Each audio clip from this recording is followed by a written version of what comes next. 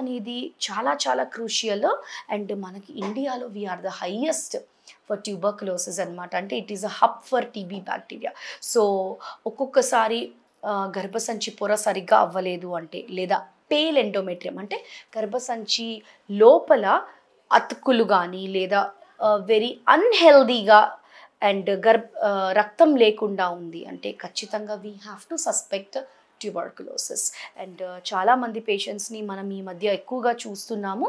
And వాటిని rule out చేసుకొని definitely ఒక ఏకేటీ మెడిసిన్ అని ఉంటుందండి, యాంటీ ట్యూబర్క్యులోసిస్ ట్రీట్మెంట్ అనేది ఖచ్చితంగా తీసుకోవాలి.